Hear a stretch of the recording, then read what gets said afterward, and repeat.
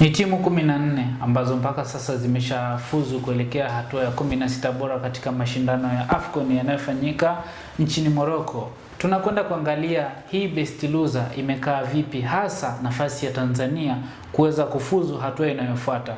Mimi ni Yusufu Mpuma, niko na Leopard John na hii ni The Golden Boot. Leopard John, vipi bwana? Bwana shwari. Sasa hapa panachanganya kidogo. Mimi sielewi kuhusiana na utaratibu mzima wa best loser. Kaje. Kwanza tupitishe best loser ni nini, inakuwaje na timu zinafuzu vipi kupitia best loser hii?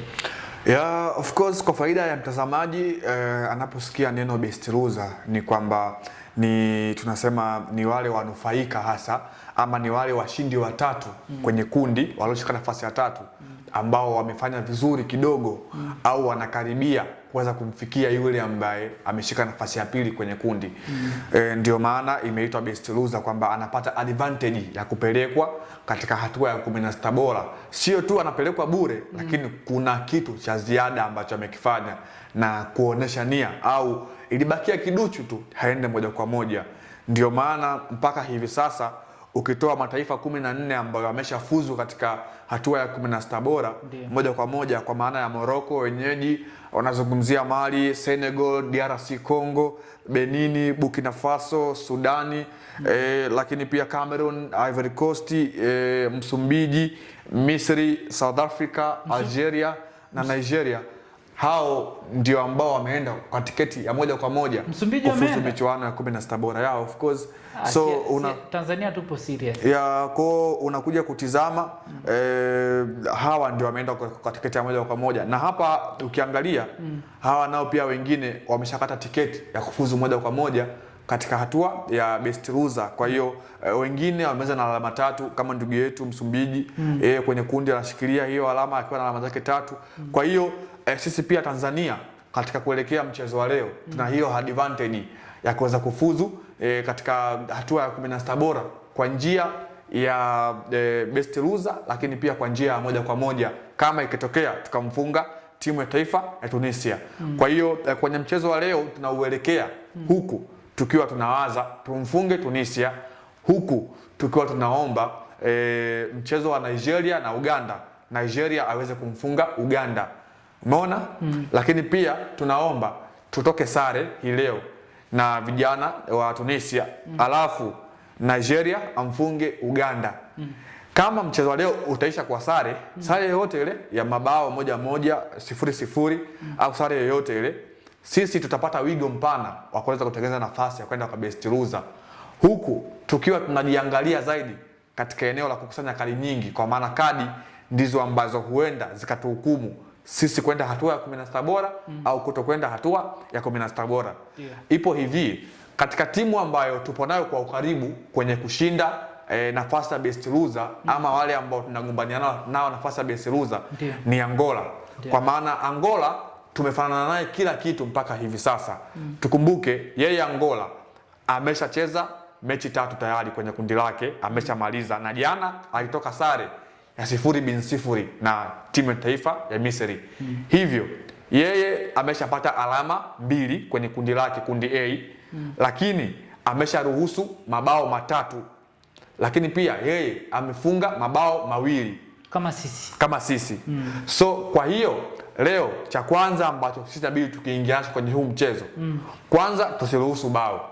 Ndio kitu cha kwanza kwenye mchezo wa leo dhidi ya Tunisia. Tukiruhusu tusawazishe. Na kama tukiruhusu na sisi pia tufunge, ili madi tuwe na uwiano mzuri wa mabao yawe, yani tusiwe tuna ile negative nyingi, kwa maana chanya nyingi.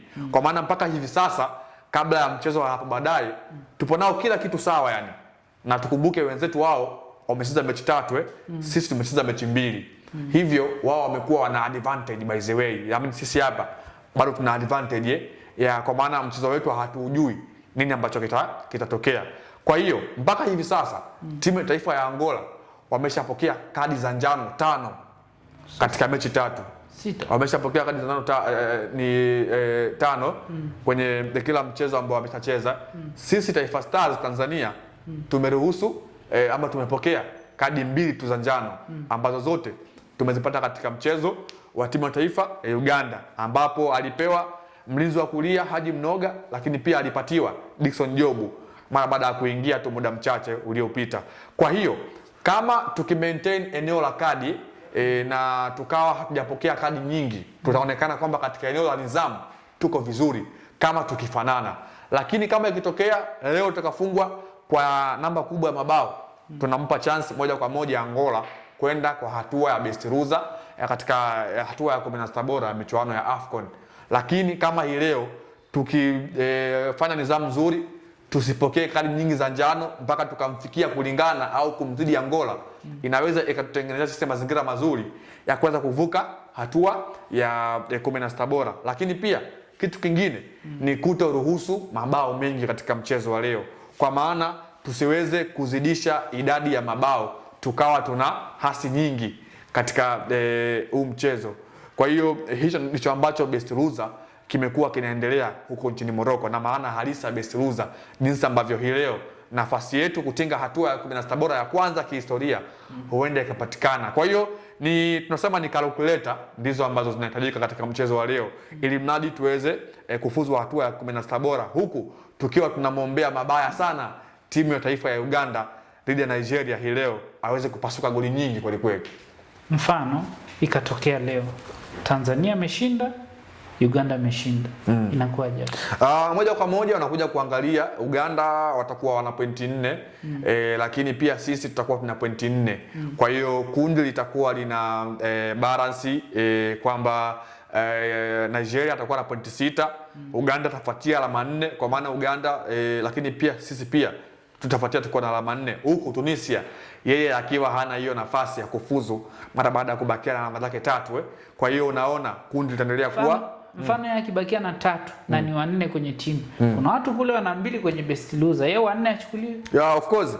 Hiyo ndio tutakuja kuangalia kwamba kuna uwiano, lakini pia kuna wengine ambao wameshapita wana pointi 3. Kwa mfano timu ya taifa ya Mozambique tumeshuhudia hapa na alama 3, wameshafuzu kwenye hiyo hatua. Kwa hiyo wataangalia pia idadi ya namba ambazo zitabakia, lakini uwepo wa kufuzu moja kwa moja kwa Tunisia kama kibakia alama zake 3 itamnyima Angola ambaye ana alama 2 kuweza kutinga katika hiyo hatua. Kwa hiyo itakuwa imeclear matumaini ya timu ya taifa ya Angola na kutoa nafasi kwa timu ya taifa ya Tunisia kuweza kufuzu. Kwa hiyo timu zinaweza zikaenda zote 4.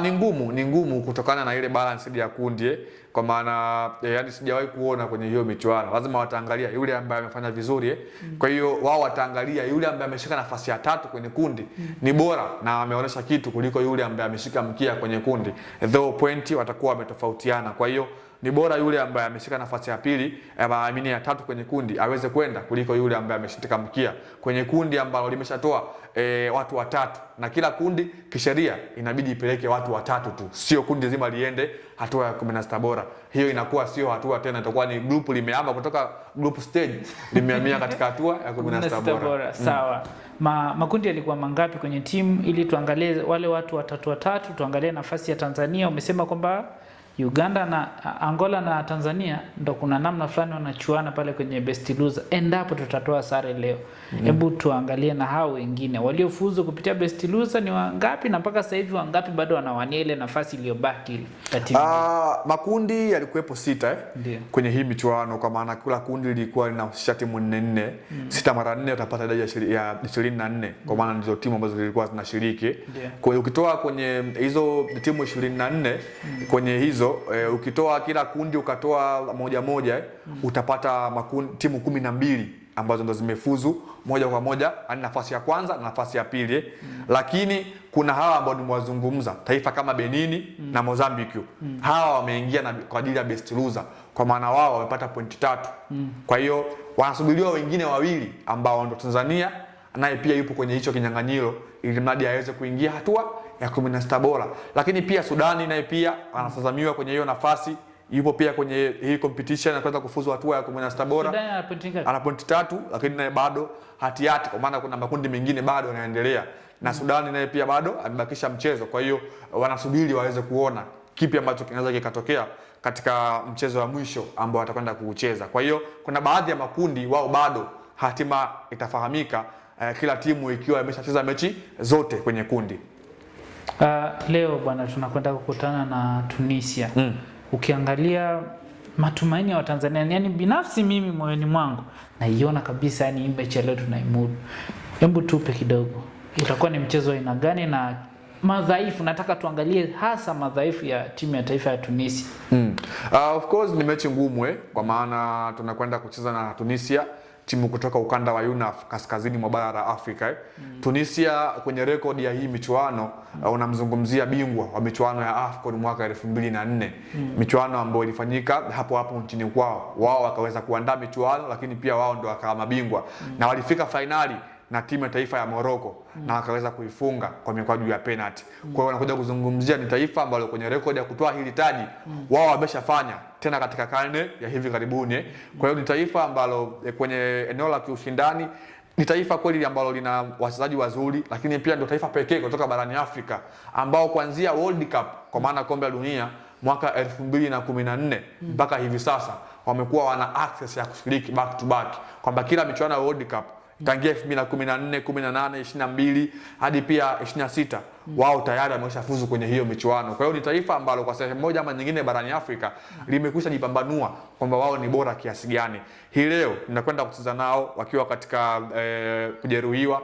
Tunakumbuka mchezo uliopita walifungwa bao 3-2 dhidi ya Nigeria, na wao pia wana hamu ya kwanza kutenga hatua ya 16 bora kama taifa kubwa barani Afrika. Kwa hiyo ni mchezo ambao kila timu inakwenda kuingia huku ikiwa inahitaji kuweza kuonesha kile ambacho wako nacho.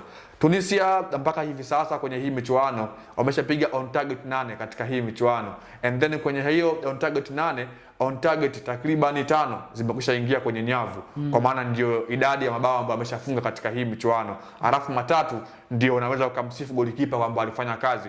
Kwa hiyo ni timu ambayo imekuwa ina uwiano wa kuweza kufanya mashambulizi, lakini pia imekuwa ni timu ambayo inaweza ikafikia defense line ya timu pinzani.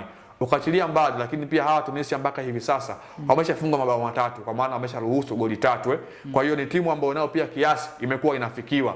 Kwenye mchezo wa Uganda niliwatazama namna ambavyo walikuwa wana place. Ni timu ambayo bado ipo katika ile falsafa ya timu nyingi za Afrika ya Kaskazini, kwamba wamekuwa wana kasi muda mwingi wa mchezo, lakini pia wamekuwa wakifanya transitions kupitia malenga wao wa pembeni.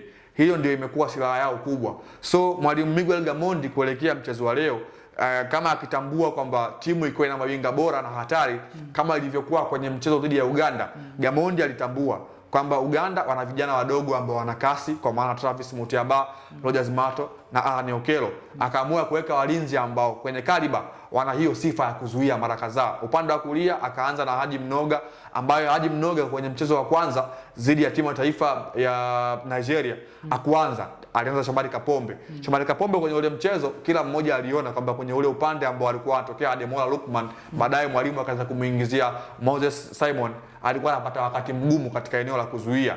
Ndio maana baadaye pia akamwekea Dickson Job aweze kwenda kumbalance katika ile eneo. So kwenye huu mchezo pia Tunisia wamekuwa wako bora kwenye hilo eneo, hasa katika maeneo yao mawili ya winga, kwa maana kulia na kushoto. Wamekuwa na mawinga ambao wana kasi, wana skills, wana ujuzi ambao wanaweza wakasumbua ile defense line ya timu ya taifa Tanzania. Kwa hiyo mpango mkakati ambao Gamondi itabidi haingie nao leo ni kuweza kuwa manage hawa, hasa katika eneo la kiungo, kwamba haweke viungo ambao wapo sharp katika covering half spaces, waweke viungo ambao wanaweza pia kunusa hatari mara kadhaa. Tumeona mchezo uliopita alianza na viungo wawili wenye asili ya kiulinzi ambao ndio imekuwa falsafa yake kubwa kwenye huu msimu wa AFCON tangia ameanza, kwa maana ya Alphonse Mabula Msanga, lakini pia na Novatus Dismas Meroshi.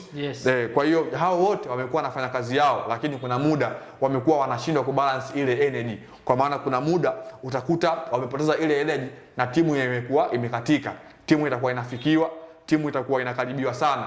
So ili mradi kuweza kuviepuka hivyo, ni lazima Miguel Gamondi aende na kiungo mshambuliaji ambaye naye pia ana sifa ya kiulinzi. Kwa maana hapa namzungumzia mtu kama vile Faisal Salum Abdalla Feitoto, ambaye timu ikiwa haina mpira atakuofa kwenye kuongeza namba ya viungo katikati, lakini timu ikiwa ina mpira atakuofa kwenye kushambulia, lakini pia kwenye kufanya transition. Eneo la pembeni sina hofu na Tarin Alalakia amekuwa bora, ameonyesha kile ambacho yuko nacho, kipaji kikubwa. The same pia kwa Simon Happy God Msuva, amekuwa anaweka rekodi kila siku kwenye mtano ya AFCON. Kwa hiyo kwenye hayo maeneo ndio ambayo tumekuwa tunaweza kuyaona, lakini mimi naamini mtu kama vile Yusuf Kagoma ndio mchezo ambao unamhitaji zaidi, maana tuna shida na mchezaji ambaye ama kiungo ambaye anaweza kwenda kugonga katika viungo vya timu ya taifa ya Tunisia. Makosa mengi. Yeah, of course makosa kwenye mchezo wa soka ndicho ambacho kimekuwa kinahitajika. Hawa ni Tunisia mjomba. Tukikosea mara moja ndio imeisha. Lakini unakuja kuangalia kazi ambayo amekuwa anaifanya Kagoma tangia akiwa na klabu yake ya Simba Sport Club. Amekuwa ni mchezaji ambaye kwenye kufika kwenye viungo vya timu ya pinzani, kwa maana kwenye maungio ama kwenye miili, amekuwa ni mwepesi na amekuwa anafanya kutoa ule utulivu wa timu pinzani katika eneo la kiungo, kwamba yeye amekuwa akifanya ile kazi ya kutibua, yeye amekuwa anafanya ile kazi ya kuweza kuchafua mipango.